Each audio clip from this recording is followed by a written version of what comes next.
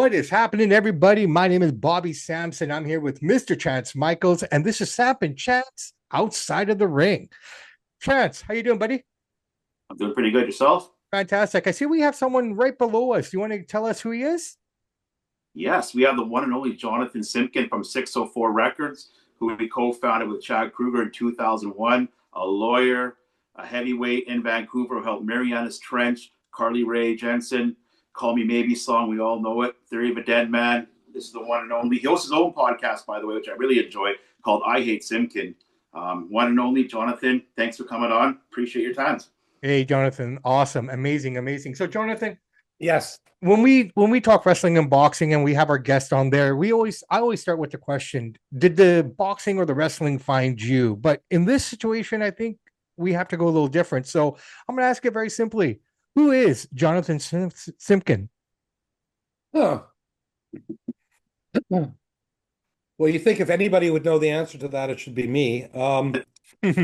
Although I'm not sure I necessarily do. I am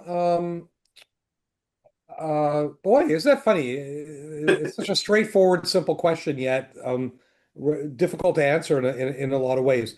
I guess I'm a bit of a complicated person. I don't know. Like I don't I'm very much who I am in the sense that I've always kind of marched to the tune of my own drummer, and I've never really worried too much about what other people are doing or what other people are thinking. I think that's why I've ended up being such a polarizing sort of figure, certainly in the music business. Um, you ask a typical person in the music business what they think of me, you're either going to get, "Oh, I love him. He's so awesome, and he's so honest about everything," or you're going to get "fucking asshole," and da da da da da. So but I don't know. Like in a weird kind of way, I'm a pretty simple guy. Um, I love what I do. I spend almost all my time where you're seeing me right now, which is in my office. Um, I'm a family guy. So I'm either at home with my wife and kids when they're around. They're both in university now, out of province. Or I'm here working.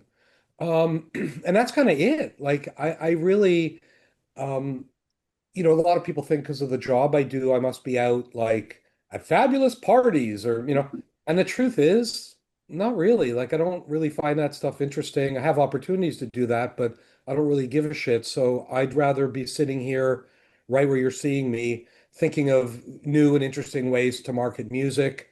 That's what turns me on. And yeah, a partial answer, I guess. Fair enough. No, I think So that's a pretty good answer. no, it's Good a great question. answer. Go for Sorry, it. You go. if I may very quickly, are you British Columbian or where are your roots? Vancouver. Vancouver through and I through. named the record company 604 for a reason. Okay. I'm very proud of where I'm from. I grew up in Oak Ridge, part of Vancouver, went to Eric Hamber High School, um, went to UBC. I went to law school in Ontario. So there Okay. was about a 6, 7 year period when I was not in Vancouver. Fair enough. But I always knew I was coming back. Like I even when I was in Ontario, like I took a job in Ontario with a criminal law firm right out of law school. But that was largely based on a relationship I was in. Sure. And when that relationship ended, I was kind of like, what the fuck am I doing in Toronto? And I like Toronto, but I'm not one of those Vancouverites. And there seem to be many who hate Toronto just on principle. I love Toronto. I hate the Leafs, but I love Toronto. And you know, um, it's sort of where I became the person that I became was Toronto. That's where I became an adult. Um, because, and this is all public stuff. I was a juvenile delinquent. I was a troubled youth, I guess, for a better way of putting it. I got in trouble with the law. And I needed to get away from the city and some of the influences here for me to sort of become who I became. But yeah, I am such a Vancouverite. And when I was in Toronto, people used to say to me, like, "Do you think you're going to stay in Toronto?"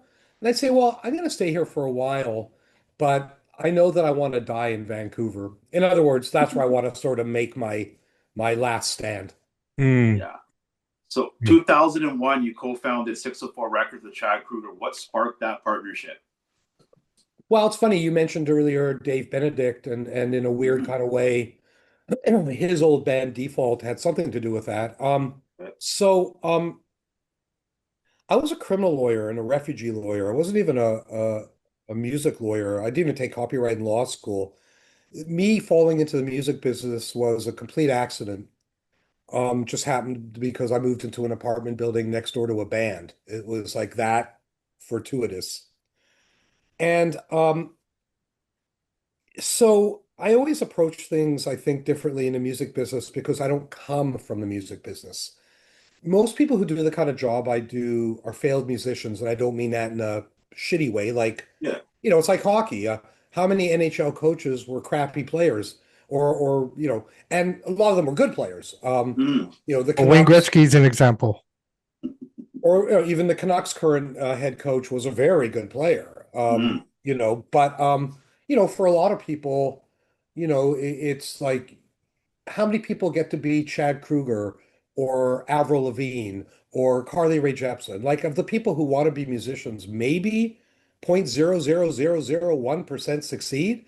So I Yeah. think for a lot of people, it's like, well, shit, I'm not going to end up having my dream career as a singer. Well, you know what? I'm going to start a record label or I'm going to start an artist management company. Like you still want to be involved. But that wasn't me. I didn't have that. I just fell into it. So Chad and I hit it off right from day one. And it's funny because we're very different people in many, many ways. Yet somehow those differences have been, I don't know, I guess my worst tendencies are offset by some of his best tendencies and vice versa. Um, so we always understood each other. And early on in the Nickelback sort of story, so I'm talking before How You Remind Me, before The State, um, when they first started to have a bit of success, they had signed a deal with Roadrunner, and they would go off on tour for like, Jesus, like 8 months or 6 months at a time. Hmm. And so I didn't see the guys a lot, like during that early period. And when they would come home from tour, the other three guys would kind of disappear into their domestic lives. But not Chad. Like Chad's idea of vacation was finding bands to produce. Like he just workaholic, and that's something him and I definitely have in common. Um, but he would find a band, and I was his lawyer, so I'd get the phone call. Hey, buddy, I got this. I'm working with this band. Uh, called whatever. I just want to do a quick deal. I'm gonna produce two songs. If they get signed, I get X, Y, and Z, whatever it was. So I would crank out these agreements. And one of those bands was called Enema, which has got to be one of the Yes. worst names ever for a band. Yeah. Um, who later became Shock the Day, who later became Default. Um, and so I did a contract for Chad when they were Shock the Day. And Dave wasn't in the band yet, Benedict, but I did a contract and as usual, nothing happened. I mean, nothing ever happened with these bands. We did our best, but and Chad called me one day and he said, "Hey man, remember that band Shock the Day?" It's like, "Yeah." He said, "Well, they got a new lead singer, and apparently he's real good looking. And Nice. they're playing tonight, and a new bass player, I think. And they're playing tonight at Studebaker's, which I don't know if either of you know what Yeah. Studebaker's Yeah. like classic Vancouver shithole. And it's a great, I Wait. don't mean shithole in a bad way. It's like great rock bar, like a So, great rock bar. oh no, a lot of shows have been seen there. I was a love affair guy through and through, 4 days a week. There you go. So I said, he said, they're playing tonight. You want to go check it out? I said, absolutely. So we go and check them out. We love them. And that was Dallas Smith's, I believe, first time he'd ever performed publicly was that night. Wow. And he Ooh. was so nervous that he spent like half the night facing away from the audience. Oh, He had such stage fright, but they were good. And we both were like, shit, this is good. yeah. And when it was done, we went right up to them in the bar and said, we want to do a deal with you. Now there was no record company then. This was just me and Chad, like Okay. just a guy and his lawyer. We said, we're going to put together a offer. Is that cool? And they're like, yeah, yeah, yeah. And really, the offer was just like, hey, we're going to record a couple songs with you. We want, like, I think it was 12 months to get you a record deal. If we get you a deal, we get, I can't remember, like 25% of your advance, or I don't know what. And if we don't get you a deal, we shake hands and everybody walks away. Great. So we do the deal. Um, and I'll be damned. We got them a record deal. We got them a record deal with TVT, which was a big US label. That was the first time that Chad and I had done something successfully outside of Nickelback. Yeah. And it got my brain going. Now, shit, if we had done that a little bit differently, we could have made way more money. We could have had way more success.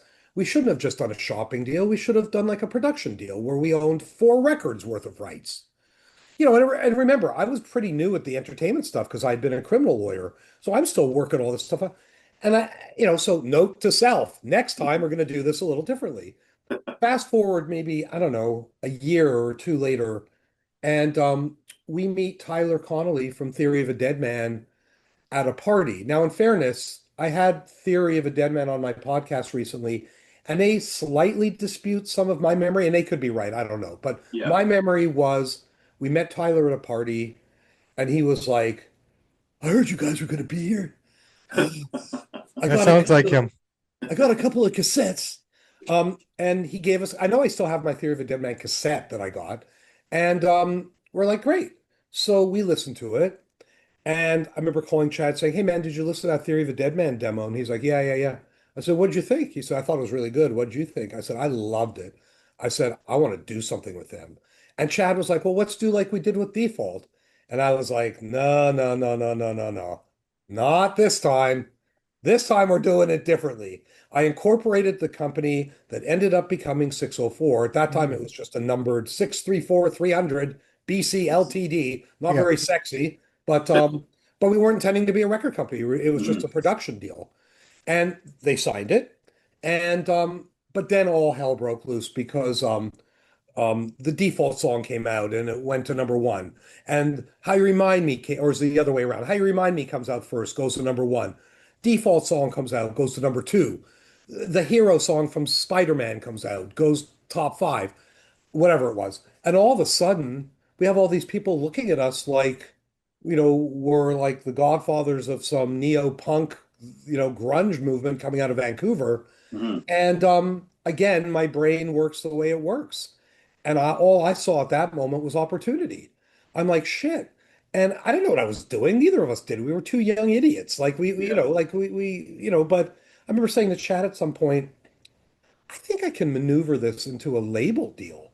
Like I just got a feeling, and that's sort of what happened. So, and that is in fact what happened. So, there was so much interest in Chad, so much interest in Nickelback, and so much interest in everything that he and I were doing that we ended up, talking to every single major label in the world pretty much. And we ended up doing the deal with Island Def Jam and a Roadrunner. It was like a joint venture with them. And that was 24 years ago. Wow.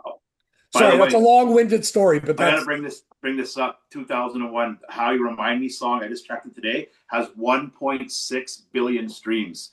Unbelievable! What a great yeah, song. well, Call Me Maybe's got over 2 billion. I know, isn't that crazy? What do you think of that? But yeah, listen, Nickelback's had an unbelievable career. They're the Yeah. 11th biggest selling musical act in history. Yeah. And it's been nothing but a honor and a privilege to literally have been there, not just from the beginning, but actually before the beginning. Pretty cool. That's 30, absolutely 31 amazing. years I've been with them. 31 years. 31 Absolutely years. amazing. Wow. Crazy. It's crazy. Crazy, crazy. So the one thing that we want to do on this show as well is kind of deal with some of the negative things that have happened, but not necessarily put light on it. We're more interested in how you navigated that negative to make it a positive and the things that you learn.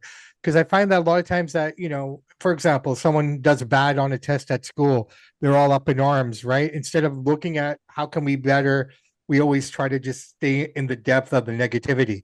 So in 2018, if you don't mind me bringing this up, there was this The unfortunate, tweet. The yes, tweet. the tweet. So the tweet comes out. We're not going to go into the tweet because it is what it is. But what I found interesting, and this can encourage people to go look it up.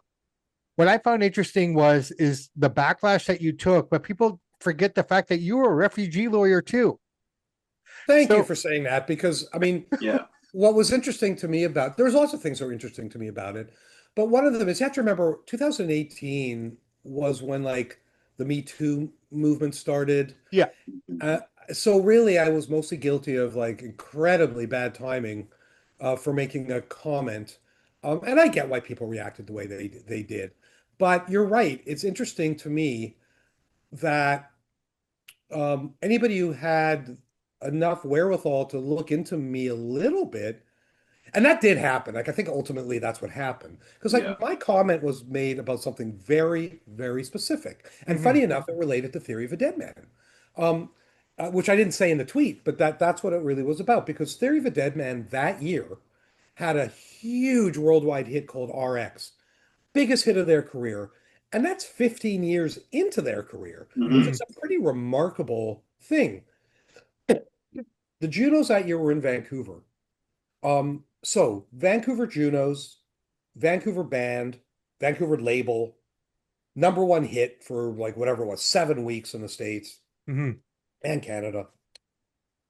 Like to me, it's like that should have been a no-brainer that they were on the show. Hmm. Now, what you don't know is that in the music business, one of the ugliest things you will ever see is what goes on behind the scenes of award shows. Everybody jockeying for position to get on the show, the way the voting works, the whole thing's gross. And So, I was doing what I always do. I was advocating for my clients. sure. Hey, they have a number one hit. They're a Vancouver band. They should be on the show. Yep. But as I said, this was right when, the Me Too movement and sort of at the sort of peak of sort of woke culture. And even saying that makes me feel weird because like I'm actually a really left-wing person. Like I'm a really liberal kind of person for the most part. There's some exceptions to that, but for the most Hmm. part, gay rights, legalization of drugs, taxation, like those sorts of issues, I'm very left-wing. But the mistake I really made on that tweet was I was talking about something specific, and the specific thing was that I was told, and this is how it was phrased to me. Sorry, man, we've hit our quotient of white men for the show this year. Hmm. So sorry, can't help you. Yeah. So sorry, who's the racist? Yeah, but that's the thing. That's the problem. And that was the tweet. So if you go back and read the tweet now, it's like that, just so you know, that was the background. It wasn't just out of Yeah. the blue. It wasn't some general policy statement I was trying to make. Yeah. But nobody on Twitter, nobody knows that. And that was a mistake I made. There's no context. If Hmm. I had written a story, like, I'm writing for Billboard these days, if I'd written a story about it, like with full context, it would have had a different reaction. And I think even today it would have had a different reaction because I think the world's changed a little bit again. Yes. It was horrible. Like when that happens to you and you're in the middle of it, it's scary. Like I thought I was going to lose everything. I was going to lose my business. Luckily, enough people who knew me and we're like, well, hold on a second. There's got to be go look at his website. Like the woman who runs his company is black and has been there for 20 years. Now, I hate Hmm. even having to say that because it's Yeah. gross. It's Well, kind of yeah. like, hey, I'm not racist. I have black friends. But I mean, look at Yeah. if you're accusing me of like all I really did was make a bad joke on Twitter. Hmm. Right. Um, So if you look at my conduct, look at my company, look at I mean, how many black or people of color or people of marginalized groups have I supported over the years? So many. And again, yeah. I didn't do it for that reason. No. I didn't hire Kessie because she was black 20 years ago. I hired her because she's awesome.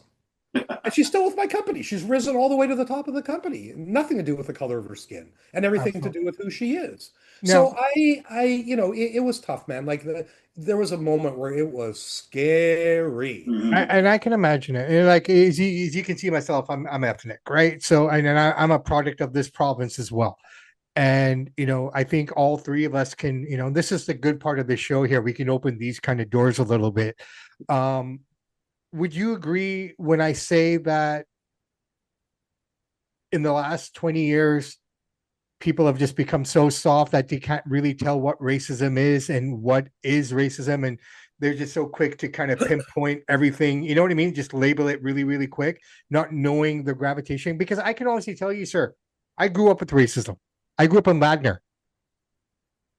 At the time, there was no ethnic people at all. So do you see that shift? And how would you approach it, Well, or and how I'm do you Jewish, perceive which it? I mean, and I'm Jewish, which at this time in the world, it's kind of scary to be Jewish right now. Yeah, Like it's, yeah, Mhm. I mean, I'm just the kind of person who's never given a shit about a person's color, and I'm not yeah. just saying that to be like, you know, Yeah. I just don't give a shit.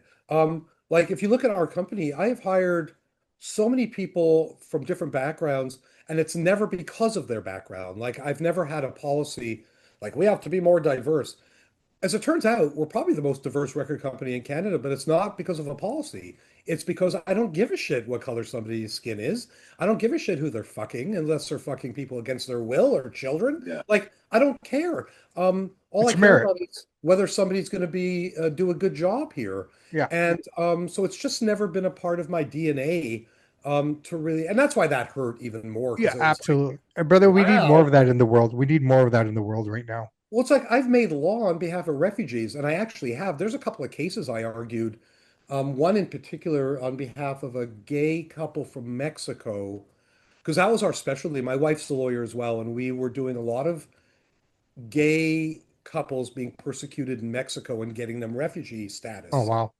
So that was really the thing I found most depressing about that whole tweet thing was like, I'm a big boy. I could deal with whatever, blowback I got, but like the fact that nobody even wants to do the slightest bit of back checking or homework or like I'll tell you how scary it got. I was in Toronto when it all blew up, and I got a call from the producer of CBC The National and said, "Hey, are you in Toronto right now?" I said, "Yeah." So we'd love to have you on the show. I said, Mhm. "On the National?" She said, "Yeah." I said, "Why?" Because of your tweet. I said, "You gotta be kidding." I said, Yeah. "Really? It's like that slow a news day?" She said, "Well, we think it's a story." I said, "Well, tell you what, are you a journalist?" "Yes." "Do a little homework. Can I just ask you that? Do me a favor, do a little bit of homework on my background, take a look at my website, my company, who works there, what I've done in the past." And in fairness to her, she called the next day and said, "Well, okay, we thought this was the tip of an iceberg, but it looks like there's no iceberg." And And I the said, Iceberg lesson "Thank you." here, melted. yeah, And I yeah, said, "Thank you." Yeah, but and CBC was everyone, also really shitty to me. Like they published a story and I still have the screen grabs, even though of course they deleted it when I called them out. But and it was a tweet from one of my artists who said, even Simpkins artists are reacting negatively. Well, that tweet had nothing to do with what had happened. It was something Yeah. completely unrelated. I mean, what kind of a journalist takes a tweet out of context and presents it like it's supporting some, like it was such a hatchet job, and nobody did the slightest bit of back checking on anything. Like, wouldn't somebody have Mhm. said, "Hold on a sec, the first thing you see when you go to the website right now is the artist JoJo Mason, who's a black country singer." Like, if he's Yeah. racist, what the fuck's that about? You know? well, Thanks for that. So I'm going to transition into this now. Carly Rae Jepsen, Yeah. massive song, massive hit. How did you guys come about working together? And my daughter loves that song. She sings it all the time, by the way. So Everybody loves totally that tell you. song. I think Yeah. it's the biggest selling digital song in history. Yeah. It's It's everywhere you insane. go. I went to Walmart the other day, it was on. It's everywhere. It's So, crazy. Well, okay, so Carly was a Mariana's Trench fan. And when she came off of she was on Canadian Idol, and she came in third, I think. And cool. I just got a phone call one day. "Hey, I'm looking for management." I think it was her dad. My she was on Canadian Idol looking for management. "Could we meet?" "Sure." So we met, and it was me, and I originally co-managed her with another guy. It was me, this other guy, Carly's dad, and Carly. And we met out at somebody's house, and we sat and talked, and I loved her. Like, there was so much to like about her. Um, she was intelligent. She's funny. She's charming. She's cute as a button. She's petite and she looks like a little doll. Like she's just really, you know, Mhm. and of course she's wonderful singer. Yeah. That's all I knew at that point because I saw her on Idol. And we talked, we had a good time, and I think at the end she's like, "Okay, well, what do you think?" And I said, "Well, I'll be honest with you, like I really like working with writers. It's just something that I find more interesting. I've always been more drawn to writers. So I said, you know what? Like, let me think about it. And she right away said, well, hold on, Mm-hmm. I am a writer. I said, oh, okay, I'm sorry. I Mm-hmm. said you weren't, you know. So no, no, no, I'm a writer. In fact, I've got a CD with a bunch of my demos. I'll drop them off to your office tomorrow. I said, great. So she dropped off a CD and it had a lot of the demos for the songs that became Tug of War, her first album. And the songs were great. So I was Yeah. like, no, there was no Call Me Maybe. But you know what? I've always said the key to good A&R in the music business isn't just seeing what an artist is in that moment, it's seeing what they can become. And I felt like, shit, these songs are so good. Maybe there's not a huge hit on here, but somebody this talented is capable of it. And given all the other attributes that Mm-hmm. I liked so much about her, I was like, you know what? I think we should do this. So we ended up managing her, and that was a long time ago. That's amazing. That's amazing. Wow, that song is it's amazing. I Very got one cool. more question for you here before I pass it over. How has the shift from streaming and digital changed 604 Records since the days of the early 2000s when we were selling CDs, everybody bought a CD? How have you changed your practices because of that? Yeah, well, it's completely changed everything. And I mean, it's funny, right? Because Chad and I, in a weird kind of way, and we obviously didn't know this was going to happen, but Mm-hmm. in a weird kind of way, we couldn't have picked a worse time to start a record label because Napster kind of happened right as that all happened. In fact, the first album we put out was that first Theory of a Dead Man record. And because of everything that was going on with Napster and LimeWire and all that stuff, we ended up offering that record for a ridiculously low amount of money. Like, I think the CD was like 6.99, Oh like wow, something like that, just because it was all falling apart right in front of our very eyes. And so we weren't really, it wasn't like we started the company before the sea change. We kind of started it after, or right as it was all happening. So we didn't really have to adjust in that sense. It wasn't like, oh my God, everything we've been learned, we have to unlearn. We were still learning right at that point in time. And well, I guess a couple of things. Number one, when we did our first deal with Universal Music in 2001, I was successfully able to exclude digital rights from that deal, which makes me look like a genius. The truth is, it just didn't make sense to me. And this goes back to what I said earlier about not coming from the music business.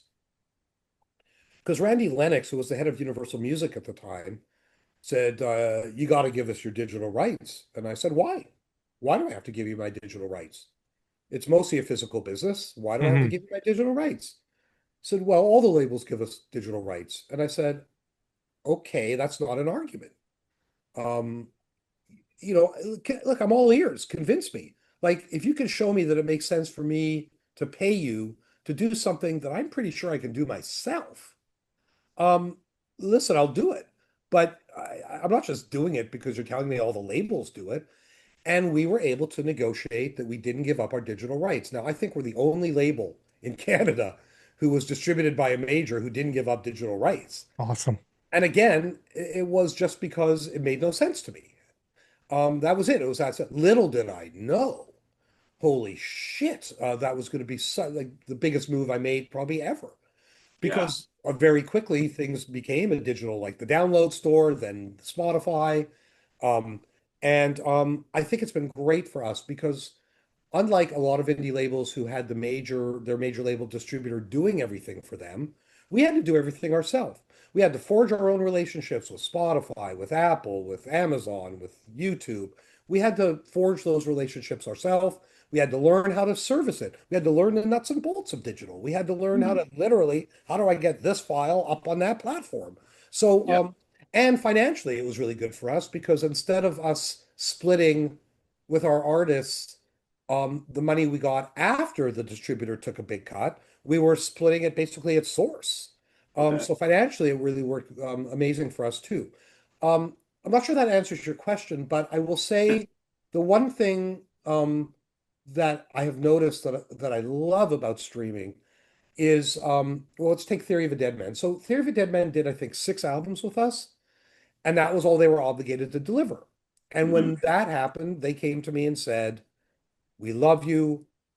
We thank you, but we have kids and shit, and we're gonna go for the big money, and we're gonna go for a big. And you know, what am I?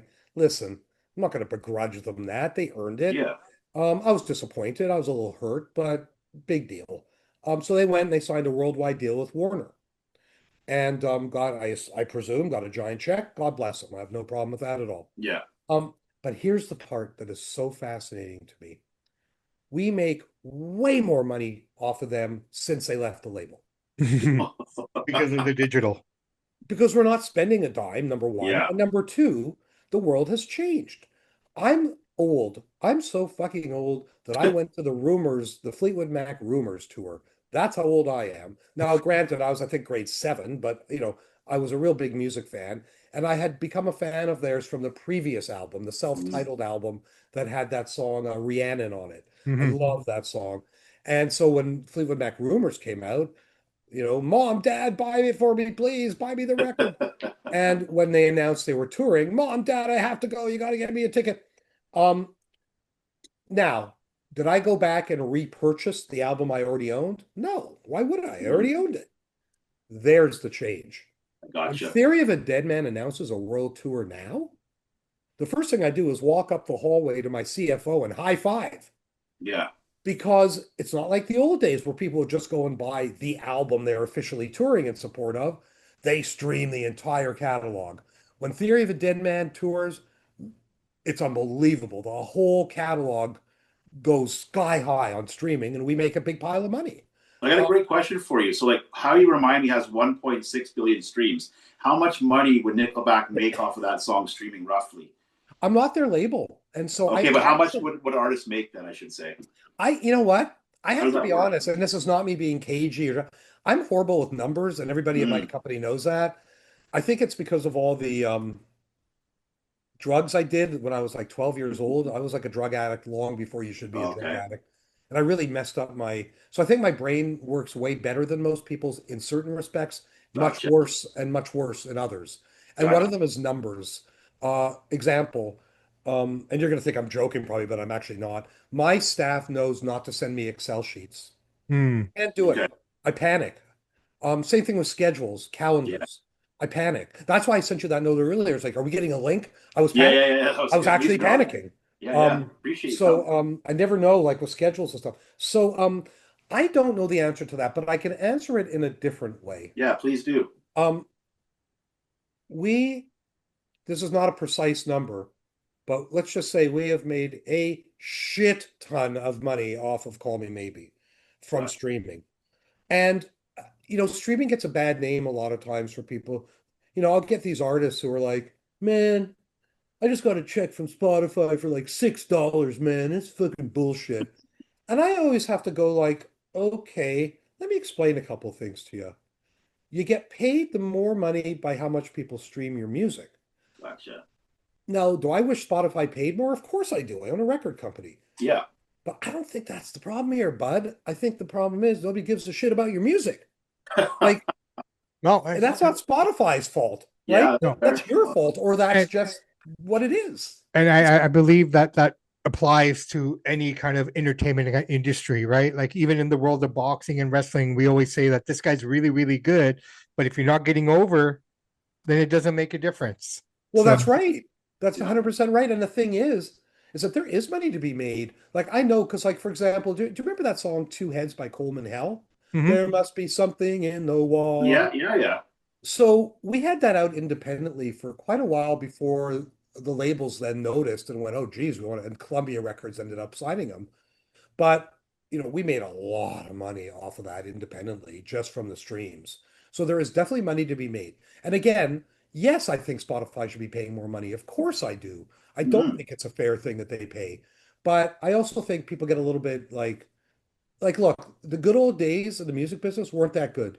Like if you were signed to a record deal in the 90s, you still probably weren't going to make any money. Like most people didn't make money then, most people don't make money now. Mhm. But it was the same thing. If you were successful and people bought your CD, you made money. If they didn't, you didn't. It's got nothing to do with streaming versus physical and everything to do with just market demand. Amazing. So, Jonathan, we've really kept you here for a long time. We All right. really, really appreciate it. Just a couple more things that we're Yeah, going yeah, to go throw for at it. you. Um, I would say that you're like one of the modern day fathers of the music scene in Vancouver, because of what you do and whatnot. Who are the influences that you look to in the music industry as you started to navigate this? And who are you kind of looking at to kind of learn your way through it? And who are the forefathers of the Vancouver scene, in your opinion? Wow. Okay. So I've never really been a big believer in I don't like a lot about the music business. So honestly, I've mostly tried to not. I've almost tried to, if there's a lesson I learned, it's almost like, oh, I see that's how that major label does it. I'm doing it this way. Like I almost use that as an example of how not to do stuff. And it's funny because after Call Me Maybe, we bought this building in Railtown. And that's where I'm sitting right now. But we've got studios here, we've got a sound stage, like a full sound. We do all the production here of a lot of our stuff. Cool. And the truth is, that idea came to me, believe it or not, from watching a documentary about Motown records. Mm, And this is a long time ago. And the documentary was filmed a long time ago. I don't even know the name of it. It's black and white. I can't remember where I saw it, but it was probably filmed in the late 60s. And they're interviewing Berry Gordy, the founder of Motown. Mhm. And the interviewer says to him, they're in the building, the Motown building, and they had a similar setup. They had a production facility, they had their offices, but then they also had a record store right in the front of the building. And the guy says, "Yeah, like this seems like a complicated setup. Like, can you explain it to me?" And Berry Gordy says something like, "Well, it's really not that complicated. We Mhm. make the music back there and we sell it out the front door right there." And that really stuck with me. The concept of not being alienated from the means of production, not to get all communist on you, but Yeah. it's like um, there's the means of production, and I don't know if either of you read the story I wrote for Billboard last year that caused a real fucking kerfuffle. But there's a story I wrote, it's in Billboard Canada. If you just search my name, you can find it. I gotta check. I haven't seen it. I'll check it out. But tell us about it. Well, it's called unnecessary middle person syndrome, Mm. which should kind of tell you almost everything you need to know. Yeah. I really hate how many people in the music business intercede and take their percentages. Like in many ways, the music business almost works a bit like the mafia, where you end up paying people for no good reason. You end up paying them just because they're in a position to make you pay them. Gotcha. And that's what that story's about. And I that's I think why that Barry Gordy thing spoke to me so directly. It was like I want to be able to make content in this building and disseminate it into the world from this building without any middle party taking fucking bullshit 10% here, 20% there. Like, I just, and listen, I don't mind paying people to do things for me that I can't do for myself. No Mhm. problem. When I was a lawyer, people paid me. I was providing a service. It's just this money for nothing bullshit that I really, really rubs me the wrong way. And so yeah, in a funny kind of way, there's no people like in terms of the business side, mhm. there really isn't anybody in the business I look at and go, like I like entrepreneurs, and most of the people who are my sort of heroes or whatever are people who are kind of done what I've done. So like Joel Carrier, who runs Dynalone Records in Toronto. And him and I are pals, and I love him. He's very much like me. He's not into the major label bullshit. He's not Mhm. into any bullshit. He just loves music and wants to do right by his artists. I love that. I love that. Who else has sort of been like locally? I mean, there's certainly a lot of people locally you know, who I've taken advice from. Bruce Allen, Yeah. Mhm. who I'm friendly with, and has been very kind to me over the years with advice. Even though early in my career, I don't think he liked me very much, but that's okay. Um, but so that's been a bit of an influence. Joe Keithley, Joey Shithead from DOA. Yeah. Mhm.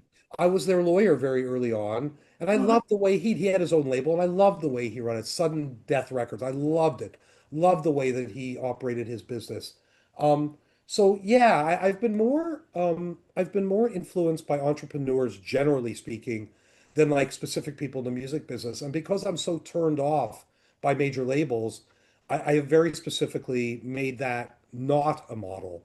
And we've done so many things, I think, as a label. that are kind of groundbreaking that other people don't do. And it's not because I'm trying to be groundbreaking. It's because again, I just I'm just guided by my own common sense. Nothing else, nothing more. Nice, nice. I got a question for you here. I got two more for you. Yeah, go for it. What's your favorite Nickelback album? Wow. Um, that's a really good question. And I have two if it's based on what I listen to the most. Yeah, Um, I would say purely from a song perspective, and then Chad would roll his eyes, I think, at this, but I still love The State. I still think that's such a great record. You know, Leader of Men, Worthy to Say, like there's some of my breathe, breathe. absolutely Yeah, some of my favorite. No, is Breathe that album or is yeah, Breathe? breathes on there. Okay. Yeah. You know, from a song perspective, that's definitely Old Enough's on it. Like it's Mhm. really a great record song-wise. I think sonically it pales a bit to the other records, unfortunately. Mhm. Um, so that's one of my favorites, and I have to say, I think I would have to say my other favorite is Dark Horse. Great album. Um, you know, Burn It to the Ground. I mean, just everything on that record. Um, but like I have a playlist, a Nickelback playlist, like I have with all my favorite artists, and it's pretty spread out. Like Yeah, there's because like look, All the Right Reasons is, I mean, is a crazy good I record. think it sold 20 million albums, if I'm not mistaken. It's crazy. Like it's Yeah, sold, I mean, Photograph, I Love You. What's that song called? Far Away. Far Photograph, Away, Far Away. Saving Me, It's crazy. No, that's not that record. Rockstar.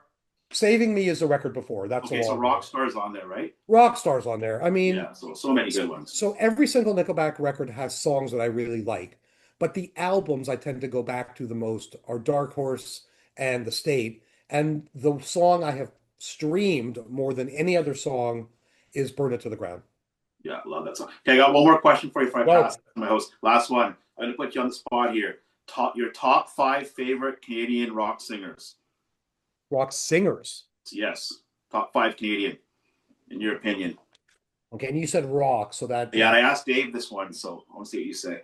okay. I mean, I'm gonna sound like such a homer going with so many of the That's people fine. I work with, but well, I mean, I have to say Chad. Okay, And not just because we're business partners and he's a client, but you know, anybody who's ever seen that band play live, you they're know, awesome. Yeah, awesome. I yeah, mean, awesome, period. And yes, even last night, Chad's at his place in well, don't want to say where, but he's at his vacation place, and yeah. he was we were talking and he sang something. Why did he sing it? And even I was just kind of went, man, that guy can sing. Holy shit. Like, he was just singing me something like, hey, man, I just wrote this thing, you know, and he sang it. And I was like, oh, God. So for sure, him. I Okay, think Josh Ramsey has to get in there for Marianas Trench. yeah. Same Okay. thing. You ever see them live? I mean, that guy's doing stuff that, I mean, I haven't shock, seen them live yet. No. shockingly good singer. Holy shit. I'm going to say Dallas Smith. And Yes. even though he became a country singer, anybody who ever saw him with Default, and even with some of his country stuff, that's pretty rock in a lot of Yeah. ways. Really good. He may be the best singer I've ever worked with in terms of pitch. Like I've Okay. never heard that guy hit a bad note. And maybe just for the sake of it, I should choose a couple of people who aren't on, who I haven't worked with. And boy, favorite Canadian rock singers. Boy, oh boy, I don't know if I would call him rock, but I'm a big fan of Michel Pagliaro, the Quebec artist Okay. who he's got to be close to 80 now, but in the 70s, boy, I don't know what the hell I got. Like he ruled like AM radio. Mm-hmm. Man, I could listen to him sing all day. I just think his singing's just, you know, incredible.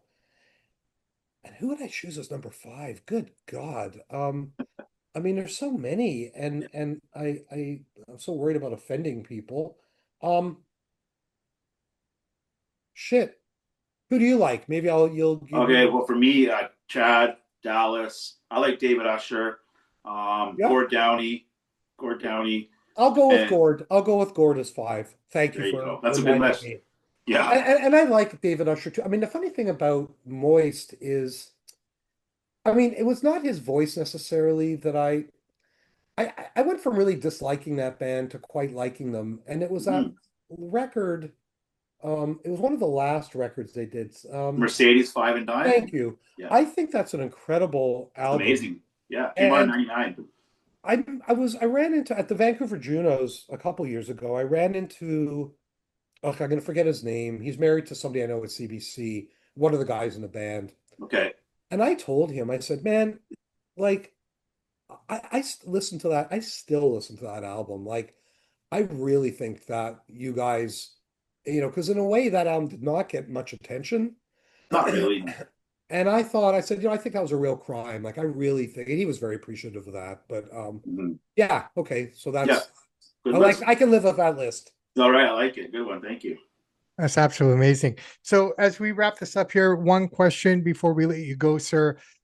Where do you see the Vancouver music scene heading and what direction?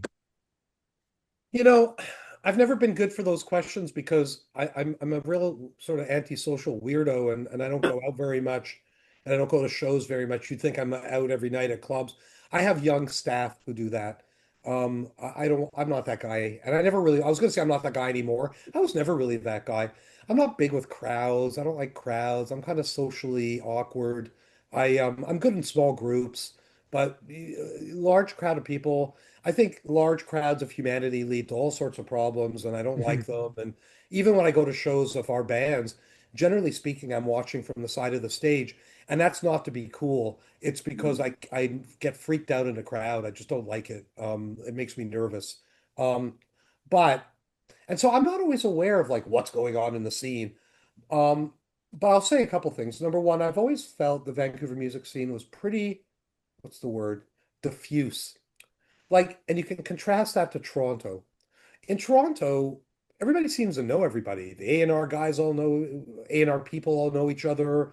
The executives all know each other. There used to be in the early days when I was working, and it might still happen, every Thursday night, all the people who worked at record companies and labels would go to the Horseshoe Tavern on Queen Street and hang out together. So people were a little more cohesive. Hmm. Vancouver's never been that way. It's like three or four, there's people doing really significant things here. Monster Cat Records, Network Records, 604 Records, Bruce Allen, Sam Feldman, the District record label. Like there's people here doing big things, but they're doing it in separate worlds. So I don't think there really is such a coherent music scene here. But having said that, we just signed a band called Cherry Pick. And that's something that was definitely arose out of a kind of specific scene in Vancouver. Hmm. So once in a while that will happen.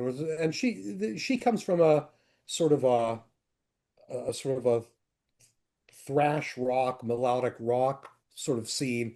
And there's a whole bunch of bands, Computer, Cherry Pick, um, I'm having a brain fart. There's like four or five bands. Okay. So yeah, once in a while there'll be almost like this group of artists that like find each other and they all have similarities and then they'll start playing together. And so like they all played together at the Rickshaw not too long ago. And it was funny because like I had somebody, I think it was Mike from the Georgia Strait, email me and say, "Hey man, like I was at this show at the Rickshaw and like people have probably not heard of any of these bands and it was packed. And not only was it packed, these kids were singing every word to every song." He's like, "There's something going on right now." Oh, cool. And he was right, and we ended up signing one of those bands. So yeah, but I don't know. Like Vancouver has always been funny that way. Like things just kind of happen in a Hmm. weird little underground way, and then all of a sudden somebody gets signed and boom. Like Nickelback, when Nickelback got signed, there were a whole bunch of bands that were kind of Nickelback adjacent. Hmm. Default, Flybanger, um, Noise Therapy, like all these bands that sort of all were similar and they ended up playing shows together. But I don't know. I'm not a big believer in scenes. I just like art and music and I never really think too much in those sort of macro terms. I'm much more of a micro person when it comes to how I approach music. Somebody might come to me and it might be the weirdest thing you've ever heard, and if it appeals to me, I'll go for it regardless of whether anybody else gives a shit. I mean, even Marianas Trench, who have become a radio staple and are probably more popular now than they've ever been. Mhm. Um, even Chad didn't understand why I was signing them at first. I Mhm. remember him sort of being like, I don't know, buddy, like it kind of sounds like the Foo Fighters meets Beach Boys. And I'm like, yeah, dude, exactly. That's exactly Amazing. why I'm signing this That's band. good. But I got his point. At that Yeah. time, it's like, where does that fit? What do you do with that? And I Mhm. was like, I never care about that. I just figure if something's really good, it's going to find an audience. Well said.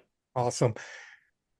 Thank you so much for coming on the show today. My It's pleasure. been absolutely amazing, Jonathan. The insight's been phenomenal. We would love to have you back on because there's so much more that we could still talk about, but we don't want to give it all away right now. So it's an open invitation. I hope you enjoyed our show and being with us, and we would love to have you back again, sir. Well, that's fun. I'm just disappointed we didn't talk about wrestling at all. No, next Well, time we're gonna get some we wrestling can. questions for you. We can talk Well, wrestling. maybe we'll say that one. Like, Yeah. and again, I'm not a huge wrestling fan, so I'll Yeah. put that Fair out there. enough. But my father was a huge, and this is back in the day when it was shit like Billy Bobby Whipper Watson. Bobby Heenan, Oh, Mm, nice. Yeah. like that Cool. kind of wrestling. Like it was, he used to buy those magazines. Like he used to have the magazines with yeah. like and I can't remember like Andre the Giant. PWI. Yeah, Yeah. Yeah. yeah, yeah, yeah. Big John Studd. Which I love that shit. Like I think that's and I'll tell you the thing I'm probably the one of the biggest fans of, which I don't know if you have any opinions on it, but every so often, including just a few nights ago, and had nothing to do with this podcast, it's just once in a while I think about it and I want to watch it, is you ever seen the clip of Andy Kaufman Yep. in Nashville Yes. Hmm. getting the Yeah. crowd all fucking riled up? Mm. Hmm. And he Oh says, yeah. I know you don't like me. I'm from Hollywood, and I'm going to sing you a little song. And the crowd just like boo. I don't know if you remember what he sings, but he sings, "Well, I'm the king. I'm the king. I'm the king of wrestling in Tennessee. I knocked out Heenan yesterday. I'm gonna knock him out again." Yeah, I mean, and like, I don't want to say He disparaging things about the crowd, but like, no, Yeah. no, no. Well, but what Andy did was play up to the crowd the way he was supposed to in that scenario. Because yes, to give it some context, he was feuding with Jerry the King Lawler, yes, who's a Mhm. Memphis mainstay and a legend there, right? that's So true. Yes, for him to come out and act like that, especially at that time where a lot of people weren't smart to the business still, Mhm. they right. believed it, right? So a lot of Yeah. that played into it. But Jonathan, again, Thanks, man. thank you so much for being on the show. All right, guys, thank you. That was fun. Been Thank you. absolutely amazing, and we'll talk to you soon. Take care, Okay, buddy. take it Take care, easy. sir.